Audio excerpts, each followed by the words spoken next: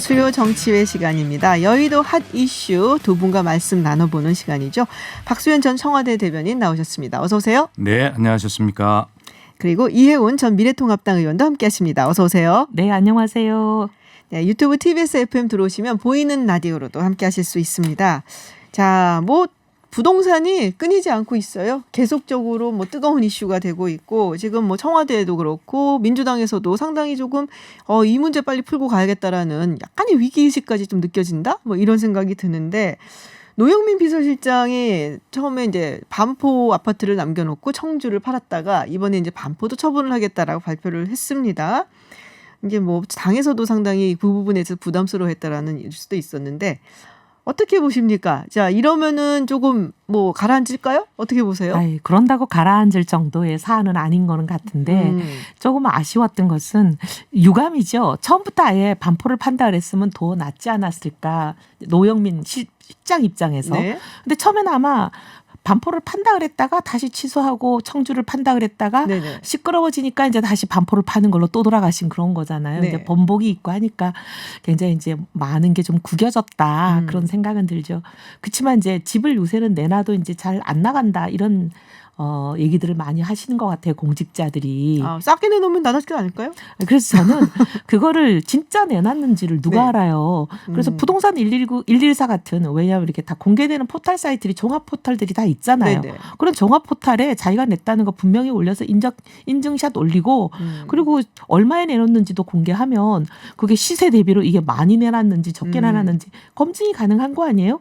그래서 그런 방식으로 좀 했으면 좋겠다는 생각이 들더라고요. 그렇군요. 우리 박수현 대변인께서 이게 당에 부담이 되고 이런 네. 차원보다는 사실은 열심히 벌어서 내 소득을 가지고 내 집 마련을 하고자 하는 그 서민들의 그 평범한 그런 꿈을 정부가 국가가 주지 못할 거라고 하는 이 박탈감 이런 것들이 굉장히 이제 크고 그런 것들이 국민적인 이제 분노로 이어지면서 어떤 공직을 맡고 있는 사람들이 어떤 집을 다주택자로 가지고 있는 이런 것에 대해서 정말 이해가 안 간다 이런 분노가 있는 것인데 노영민 실장 같은 경우도 저는 좀 제가 옹호를 한다면 그런 것 같아요. 이게 서울에 있는 집하고 청주에 있는 집하고 뭐가 손해가 되고 이득이 되고 이런 걸 따져서 아마 선택을 하진 않았을 거라고 저는 믿어요. 제가 근무할 때 아니요.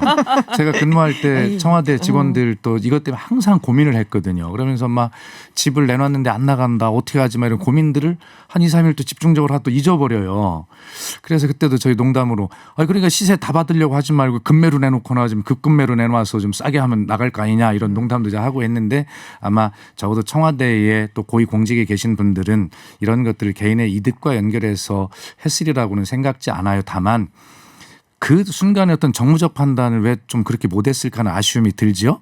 그러나 지금은 유구무원입니다. 어떻게 해도 이 국민의 이 허탈감 이 앞에는 겸허하게 죄송하다는 자세를 가지고 그렇게 해야지 변명하면 안 될 것 같습니다. 근데 제가 만약에 노영민 비서실장 변명을 한다면 사유재산이니까 사실은 물론 이제 국민적인 대통령이 정책 방향이라든지 또 국민적인 공분이라든지 이런 걸 봤을 때는 더군다나 이제 강남 집은 남겨놓겠다라는 게 굉장히 좀 뭐냐 이거는 이런 생각이 들긴 하거든요. 네. 제가 보기에 이 분노의 원인은 딴 데 있는 것 같아요. 단순히 누구 아무개가 집을 팔았네 안 팔았네 이런 단순한 분노보다는 이 문정부는 보면 지난 3년 동안에 다주택자를 죄악시했잖아요. 그리고 21번의 부동산 대책은 일관되게 다주택을 금지하는 방향으로 갔거든요.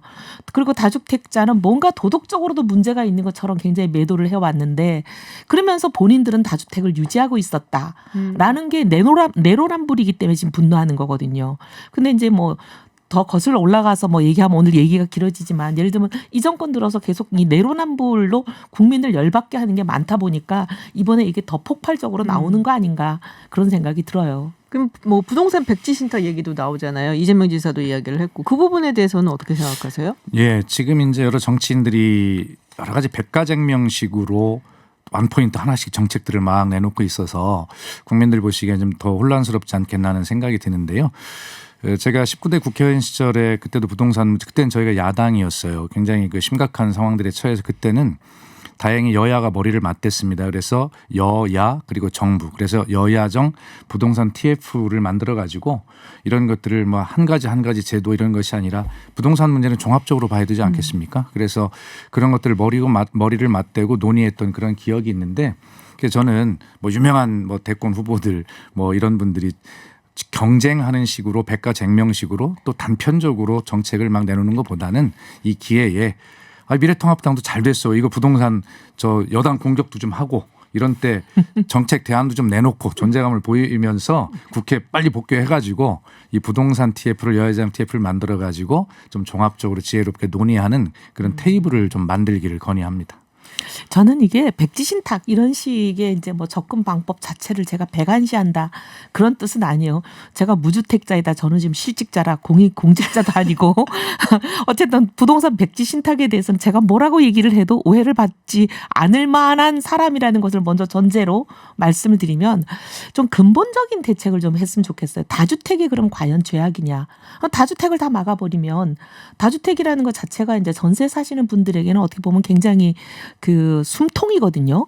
근데 이걸 다 막아버리면 나중에 지금 전세난으로 이게 연결되는 시점이 오면 굉장히 어려워집니다. 그래서 다주택 자체를 제약시하기보다는 다주택은 허용을 하되 다주택에 대해서 다주택을 가지고 이제 집을 사서 시세 차익을 얻고 투기를 하는 사람들에 대해서는 확실하게 그 모든 투기 수익은 다 세금으로 환수를 하는 그러니까 그런 식의 방향으로 가는 게 오히려 더 근본적인 대책이지 이렇게 미봉책들 갖고는 좀 어렵지 않겠나. 그러면 양도세 80% 이야기 나온 거. 그러면 그거 다주택자에 아닌가요? 대해서는 그렇게 해야죠. 근데 네. 지금 양도세 80% 나오는 얘기는 1주택자들에 대해서도 양도세를 너무 중과를 하게 되면 그거는 좀 다른 어려움이 있는데 제 얘기는 다주택자의 경우에는 그렇게 상당히 중과를 네. 하는 거에 어떠냐 하는 거죠. 그렇군요. 그러니까 시세 차익이요. 예를 들면. 시세 차익. 예. 네. 우리 예 의원님 말씀에 제가 지난 주에 여기 와서도 동의하는 말씀을 드렸었는데 그때 공급 중심의 어떤 정책, 주택 정책이 기본이다. 뭐 그렇게 저도 동의하고 당연히 해야 된다고 생각을 합니다. 지금 이제 말씀하시는 대로 이 주택 공급을 그럼 어떻게 늘릴 것이냐라고 하는 것인데 뭐 신규 택지를 충분히 확보하면서 이제 늘리는 방법이 있을 것이고요. 네. 다 주택자들이 주택을 팔도록 정책적으로 유도하면서 그 공급을 늘리는 방법도 있다고 이제 시민단체에서는 주장을 하는 것 아니겠어요? 그 과정에서 다 좋아요. 정책이라는 것이 이혜훈 의원님 지난주에 말씀하실 때 어떤 그 예를 들어서 실수요자까지도 죄악시하면서 피해를 주는 그러한 정책들 적용 이런 것보다는 정말 실수요자를 보호하면서도 어떤 투기 목적의 이런 어떤 자본들에 대해서 어떤 규제하는 이런 것들을 잘 해야 된다는 취지의 말씀을 주셨는데 적극 공감하고요. 이번에 대통령이 강조한 것도 바로 실수요자 보호 아니겠습니까? 하여튼 이런 얘기들을 그러니까 아까 말씀드린 대로 좀 모여서 여야 간에 허심탄회하게 좀 머리를 맞댔으면 좋겠어요. 아, 그럼요. 사실 뭐 사람이 완벽하지 않은데 정책을 만드는 사람도 이 정책을 시행했을 때 현장에서 일어날 다양한 일을 모두 100% 예상하기는 어렵거든요. 그래서 서로 머리를 맞대고 찬반을 하면서 실패 확률을 줄여가는 거잖아요. 국회가 좀 그렇게 돌아갔으면 좋겠습니다. 그런데 우리 이혜훈 의원님께서 무주택이십니까? 아, 깜짝 놀랐어요. 저 진짜 놀랍니다. 15년 넘게 무주택이거든요. 그렇습니까? 네. 오. 옛날에 종부세 반대운동 저희 지역구가 종부세 네네. 이제 어떻게 보면 폭탄을 그렇죠. 맞은 예. 지역이라 그때 이제 종부세 반대운동을 제가 나설 수밖에 없죠. 왜냐하면 지역구민들이 그거 하라고 뽑아서 국회 보냈으니까. 그래서 지역적 특성이 예. 있죠. 근데 그걸 하니까 어떤 시민단체가 자기 종부세 안 내려고 종부세 반대한다. 아. 제가 그 기사에 너무 기가 막혀가지고 그때 집을 팔고 시작했습니다. 아, 한순간 참으시지 그러는데 지금 얼마가 지금 우리 늘어난 이혜훈 거지? 의원님은 경제 전문가시 하도 똑똑하신 의원님이시라 다주택이실 것 같아요. 재테크도 하셔서. 그러니까 인상이 그 놀랐습니다. 느낌이 굉장히 그 경제적으로 딱하시니까. 그러니까 이론만 알지 아. 실제 자기 생활에는 젬병이에요. 그러셨군요. 근데 이제 공급 이야기 하셨잖아요. 지금 이제 그린벨트 해지까지 나오고 있는데 박원순 서울시장은 이제 강력 반대를 하잖아요. 어떻게 보세요? 이거 뭐 그러면은 뭐 직권 해제까지 갈 수 있는지 어떻게? 저는 그린벨트. 직권 해제가 뭐 법적으로는 가능하고 네네. 국토부에서도 보면 지금 뭐 3급지 이하 정도는 네. 좀 검토해볼 만하다 이런 얘기들이 슬슬 흘러나오는 걸로 봐서 그린벨트 해제를 어쨌든 간에 심각하게 진지하게 고민은 하는 것 같기는 해요. 근데 그건 어떻게 보면 최후의 수단이 돼야지 지금 다른 공급지들을 유휴지 확보가 가능한 거잖아요. 예를 들면은 뭐 서울의료원의 강남 분원 자리라든지 뭐 지금 또 정부가 발표했던 용산 정비창이라든지 아니 뭐 불광동 질본 얘기도 누가 하시던데 네. 요즘 이런 얘기들이 많이 나오면서 아이디어들이 서울시가 소유하고 있는 땅에 어떻게 보면은 땅 소유권은 서울시가 갖고 국가나 서울시가 갖고 그다음에 집을 지어서 건물만 분양하는 토지 임대부 분양 같은 걸 하면 반값 아파트 대량으로 공급이 가능하지 않냐 이런 아이디어들이 지금 나오잖아요. 네네. 근데 그런 것들을 먼저 다 해보고 그래도 모자랄 경우에 그린벨트를 검토하는 걸로 저는 우선순위가 그린벨트는 좀 후순위로 갔으면 좋겠어요. 아, 다른 방식으로 이제 다른 먼저 네. 시도를 해보고 그린벨트는 아무래도 녹지를 좀 가지고 있는 게 뭐 우리 미래 세대 이야기를 항상 하잖아요. 그래서 뭐 그런 근데 생각을 또 하신 먼저 거. 그린벨트 해제 주장하시는 분들은 당시에 그 시대에 맞게 지정해놓은 그린벨트가 지금 시대에는 안 맞는 아하. 부분들이 꽤 있기 때문에 이거는 지정해도 된다. 뭐 3급 이하는 괜찮다. 이런 주장들도 하시는데 어찌됐든 그랬다 하더라도 저는 이제 초반부터 검토할 대안이라기보다는 좀 후순위로 후순위로. 예. 네. 이 의원님 말씀에 단 한마디도 저는 토를 달고 싶지가 않아요. 이러면 얘기가 안 되는데 우리 시장님 싸워주셔야 되거든요.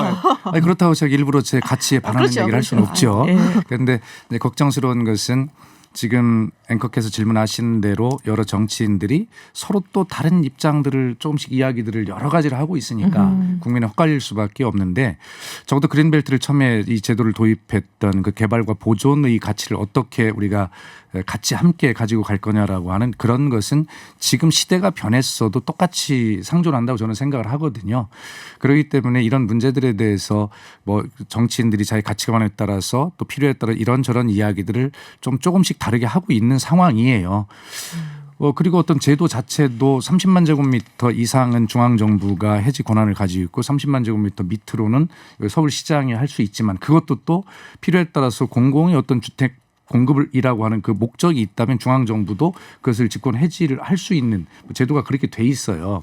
그래서 그런 제도나 권한의 문제가 아니라 결과적으로는 우리 앵커 조금 아까 중요한 지적을 하셨는데 결과적으로 우리 환경 국토라고 하는 것은 후손으로부터 빌려 쓰고 있는 우리 선대의 목 아니겠습니까? 그렇기 때문에 그런 문제들을 애초에 이 제도가 도입됐던 것들이 흔들리지 않으면서도 택지 공급을 위한 많은 다른 노력들을 할 부분들이 충분히 있다고 생각을 해요. 그래서 우선 그것부터 좀 충분히 해보고 이 문제는 정말 최후의 수단이다라는 데 동의합니다. 알겠습니다.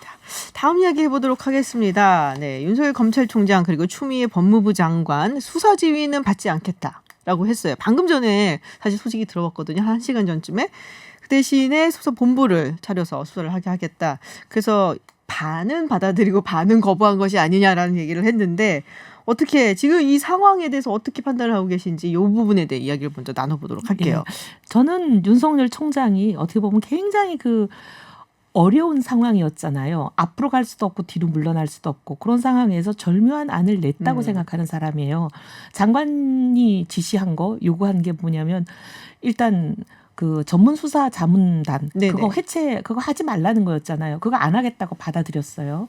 그리고 수사에 뭐 지휘하거나 하지 말라 그런 거 아니에요. 네네. 근데 수사 지휘 안 하겠다고 받아들였어요. 하지만 검찰총장이 보고는 받아야 되는 거 아닌가요? 그러니까 보고는 받겠다 이렇게 갔고 그다음에 이제 그럼 수사를 누가 하느냐에 대한 수사 주체에 네네. 대한 얘기가 하나 있었는데 그거를 이제 윤 총장이 자기는 지시도 안 하고 개입도 안 하고 저는 빠지겠다라고 한 거잖아요.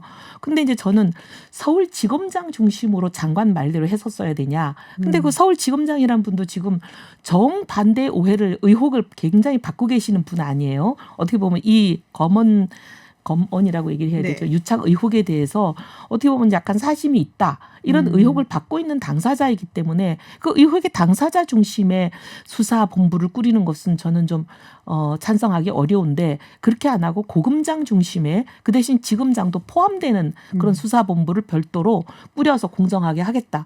이거는 어떻게 보면 상당히 솔로몬의 지혜인 것 같아요. 저는. 근데 이제 핵심은 이제 서울고검장을 수사본부장으로 하는 본부를 꾸리겠다는 것인데 추미애 법무장관이 그 카드를 신뢰하고 받아들일 수 있는가라고 하는 이제 부분이 하나 남은 것이죠.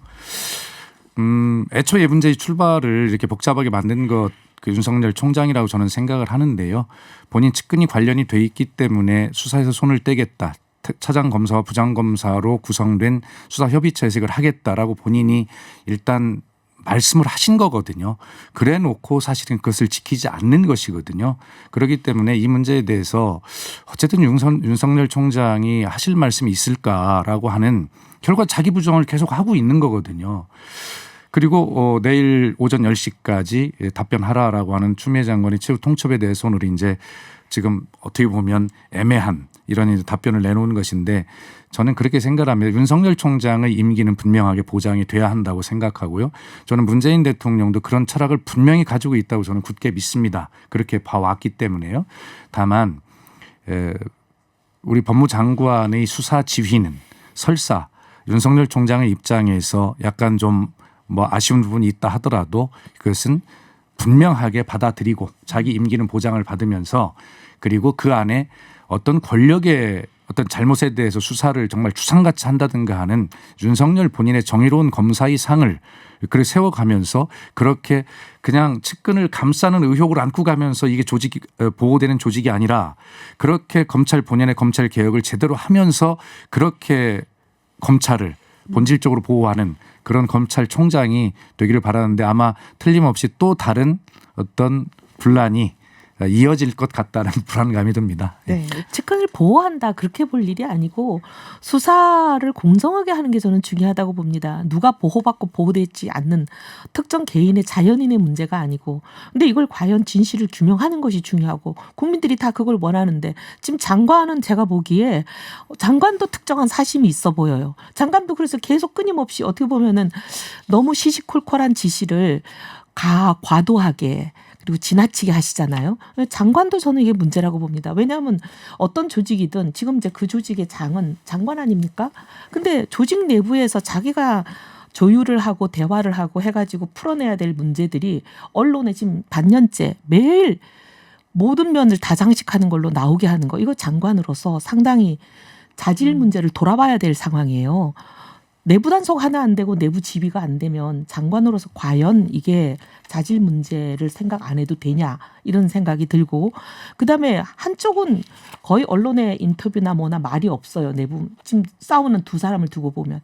근데 한 사람은 하루에도 서너 번씩 입장문을 내고 언론에 얘기를 하고 인터뷰를 하고 심지어 수사 피의 사실 공표 금지를 그렇게 본인이 조국 사태 때는 주장해 놓고는 피의 사실 공표 금지를 본인이 스스로 어기는 얘기를 지금 마구 언론에 하고 있거든요. 장관 스스로가. 그래서 저는 이런 걸 보면서 장관님이 너무 언론에다가 할 얘기 안 할 얘기 그리고 조직 내부에서만 머물러야 될 얘기들 저렇게 다 시시콜콜 하시는 게 이 사태를 옮기게 하는 원인 중에 하나다 이렇게 봅니다. 예, 하여튼 그 원인 중에 하나라고 말씀하시니까 저한테 말씀하실 어떤 여분을 남겨주신 것 같아요. 예, 그렇게 제가 이혜원 의원님 말씀을 뭐 100% 수용한다 하더라도요. 그래도 또 드리고 싶은 말씀은 왜 이것이 측근 감싸기냐 아니냐 그건 아직 결론이 안 났으니까 얘기할 수는 없지만 그러나 왜 그렇다면 윤석열 총장은 본인이 이 사건에서 손을 떼겠다 오해를 받을 수 있으니 라고 왜 본인이 먼저 이야기를 했을까라고 하는 것이 저는 핵심이라고 생각을 합니다. 그렇다면 부장검사회의의 의견 이런 것들도 거의 다 일치하는 그런 흐름들을 보이고 있기 때문에 윤석열 총장이 갑자기 그 말을 뒤집어서 왜 그렇게 측근 감싸고 있구나라는 의혹을 더 구체적으로 의심을 받을 수 있는 행동들을 계속 하는가. 그것을 보고 법무장관이 그러면 최종 책임자로서 그걸 수사 지휘를 하지 않아야 되는가라고 하는 것에 대해서 저는 이 문제가 윤석열 총장의 이해되지 않는 그런 공정과 투명 과정에 대한 이런 것 결론은 아직 몰라요. 어떻게 될지는. 저도 그걸 이야기하는 것이 아니라 본인이 이야기해놓고 본인이 문제 있다고 생각하니까 그렇게 이야기해놓고 그럼에도 불구하고 지키지 않는 검찰총장의 그 과정의 투명성에 대해서 법무장관은 당연히 수사 지휘를 해야 된다 이런 생각을 합니다. 네. 근데 이제 뭐 검사장 회의에서 어쨌든 하루 종일 릴레이로 여러 고검장급 회의, 지검장급 회의, 뭐 대검 차장급 회의 여러 회의가 있었지만 그 릴레이 회의에 대해서 모든 결론은 장관의 지휘가 위법 부당하다잖아요. 근데 그런 부분에 대해서 어쨌든 장관도 새겨봐야 될 대목이 있다고 봅니다. 예, 그렇겠죠. 그러나 그 검사장 회의라는 것은 윤석열 총장이 어떤 법적 권한도 없고 법적 효력도 없는 그런 어떤 검사는 그것을 친목단체라고 이야기했더라고요. 거기에서 자기에게 자기 의견과 일치하는 의견들이 다수를 이루고 있다라고 하면서 시간 끌기를 하면서 언론에 그런 것들을 흘려서 결과적으로 여론의 지지를 받고자 하는 굉장히 계산된 행동이다 저는 그렇게 보거든요. 근데 검사장급 회의는 뭐 때만 있을 때마다 수시로 나오는 오래된 검찰의 관행이기 때문에 뭐 꼭 이번에 무슨 꼼수로 새로 창조해낸 건 아닌 것 같아요. 예, 하여튼 뭐 추미애 장관이 윤석열 총장의 그 건의에 대해서 어떤 반응을 하는지 지켜볼 필요가 있겠습니다. 네, 예. 제가 사회자 같은데요. 두 분을 모신 게 이런 것 때문에 모신 겁니다. 지금. 굉장히 흐뭇한 표정으로 네, 지켜보고 너무 계세요. 좋았어요. 네. 아, 이렇게 싸우면 좋아하시는 분을. 오랜 습성으로 인하여 네, 네. 그렇게 됐습니다. 자, 다음 이야기 해보도록 하겠습니다. 지금 민주당 전당대회 이제 다음 달에 있을 텐데요. 일단은 2파전이 된 거잖아요. 네, 이낙연 의원 그리고 김부겸 전 의원. 우리 박수현 전 대변인께서 네. 이낙연 의원한테 7개월이라도 듣고 해야 된다고 조언을 하셨다는 풍문이 들립니다. 맞습니까? 예, 사실입니다. 아마 그거는 이낙연 의원님에게만 한 것이 아니고요. 몇 년 전에 문재인 의원님에게도 똑같은 말씀을 드렸었어요. 그것은 뭐냐면 어차피 당 대표가 되고 또 대통령이 되겠다는 꿈을 가지고 있는 분들이기 때문에 이것이 당 대표가 대통령으로 가는 꽃가마가 될지 아니면 정말 어떤 뭐 다른 것이 될지는 모르겠습니다만 적어도 대통령이 되겠다는 꿈을 가진 분으로서 그런 과정을 통해서 험난한 과정을 통해서 국민에게 정말 검증을 받고 또 검증을 통과한다 하더라도 그 과정을 통해서 대통령직을 수행하기에 충분한 자질을 더 갖춰야 된다라고 하는 그런 충정이고요. 개인적으로는 그런 과정도 통과를 못할 사람이 대통령이 된다면 결과적으로 국가와 국민의 불행 아니겠습니까? 저는 그런 측면에서 말씀을 드렸어요. 그렇군요. 성합당 측에서는 어느 분이 더 좋으실까요? 이게 뭐 호불호를 얘기하기는 굉장히 네. 어려운데 둘 다 일장일단이 있어서 음. 누가 되느냐에 따라서 저희는 시나리오별로 다른 전략을 세워야 될 것 같아요. 그것 좀 말씀해 주시면. 그거는 뭐 일종의 국가기밀이긴 한데. 근데 이제 제 생각에 이낙연 총리 경우에는 어쨌든 문정권에 초반부터 같이 했던 실세 총리시고 또 이제 여당의 대표까지 하신다면 문정부의 여러 가지 공과를 모두 함께 같이 안고 가시는 분이 될 것 같아요. 그래서 문정권과 묶어서 우리가 대응해야 하는 방향이 공격하기 좋다는 얘기가 지적입니다 지금. 네. 아주 치밀한 전략을 세우고 네. 계십니다. 근데 이제 김부겸 후보의 경우에는 사실 뭐 장관을 했으니까 문정권의 실정에서 자유롭진 않지만 그래도 이분의 이제 어떻게 보면 이념적 좌표나 성향이 보면 상당히 그 소위 그 뭐라고 해야 친문 지지자들이라고 불러도 되나요? 하여튼 굉장히 강성 그룹들. 그 강성 그룹들하고 좀 거리가 있으시잖아요. 그래서 앞으로 이제 어떻게 보면 집권 후반기가 되는데 집권 후반기 국정 운영에 있어서 다른 목소리를 낼 가능성이 저는 좀 있어 보여요. 그래서 오히려 저희가 좀 어떻게 보면은 굉장히 대응하기가 상당히 곤란한 면도 있지 않을까. 이낙연 의원이 편 좋다라는 게 통합당 측에서는 네, 그런 아니 그 말씀이신 것 제 같은데. 개인적인 생각이에요. 네. 근데 이제 지금 통합당 측에서도 특히 이제 김종인 위원장 이게 뭐 주변에서 이야기가 많이 나오고 있거든요. 누구냐라는 얘기. 누구냐. 지금 뭐 여러 사람들 이름이 나오고 있습니다. 들어서 아실 것 같은데요. 다. 예. 어떻게 보세요? 지금 두 분이 보시기에는 대권 후보 찾기. 사실 뭐 민주당은 이제 대충 이렇게 윤곽들이 드러나 워낙 있잖아요. 많고 링 위에 네. 워낙 많은 분이 계시니까 뭐. 네, 근데 통합당은 이제 지금 나오고 있는 외부 인사들 이야기가 나오고 있는데, 네, 어떻게 보세요?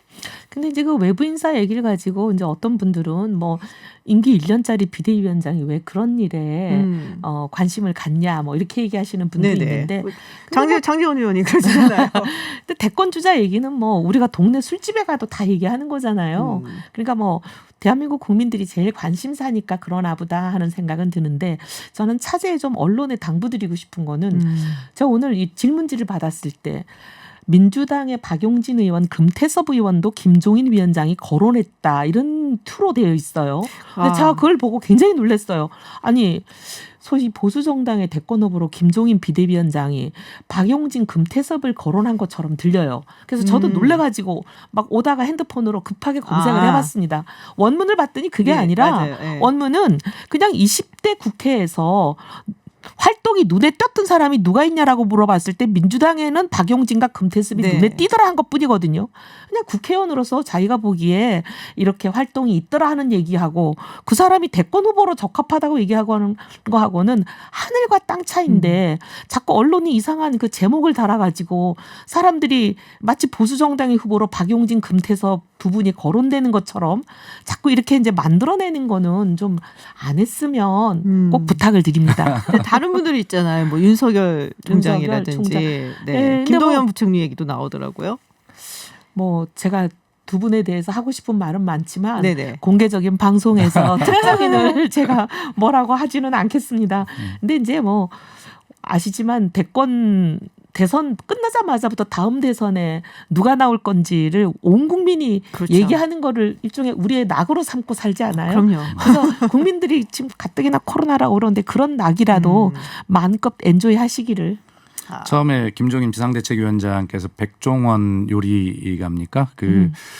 이야기를 했을 때 저는 주호영 원내대표께서 협상에 실패하시고 그 산사에 가서 계실 때 그 원내대표의 시간이 굉장히 비어 있는 그 미래통합당으로 언론의 카메라의 포커스를 끌어들이는 굉장한 어젠다를 선점하고 뭐 그런 어떤 노련한 정치 기술을 보여주셨다 이런 생각을 했는데 두 번째만 해도 또 그런가 보다 했는데 또 나오셔요. 그래서 이렇게 해서 자칫 잘못하면 일주 단위로 빨주 노초 파남보 이 무지개 후보를 쭉 내세우지 않을까 이런 생각이 드는데 결과적으로 그렇게 된다면 김종인 비대위원장님이 어떤 뜻인지 선의에도 불구하고 자칫 당내에서 열심히 정치를 해온 그런 정치인들을 위축시키게 만들고 또 이 자체를 또 희화화시키는 그런 부분이 있지 않을까라고 하는 생각이 들어서 이제 우리 김종인 비대위원장님 좀 당내에서 열심히 좀 찾아보셨으면 좋겠다라는 생각이 듭니다. 사실 당내에 좋은 후보들이 있습니다. 이혜원 의원님도 계시지 않습니까? 당내 좋은 후보들이 있는데 당내 이제 열심히 하고 있는 좋은 후보들이 어떻게 보면 이제 위축되지 않는 그런 게 굉장히 중요하다고 생각해요. 네. 그래서 알겠습니다. 이제 원희룡 제주지사님에게는 할 테면 정말 끝까지 열심히 해봐라. 또 당내 인사를 격려하는 모습도 보이셨더라고요. 예. 그렇군요. 알겠습니다. 말씀하신 대로 이게 사실 굉장히 재밌는 얘기잖아요. 뭐가 될까? 뭐 이런 다들 모든 사람들이 하는 얘기라서 여쭤봤고요. 네.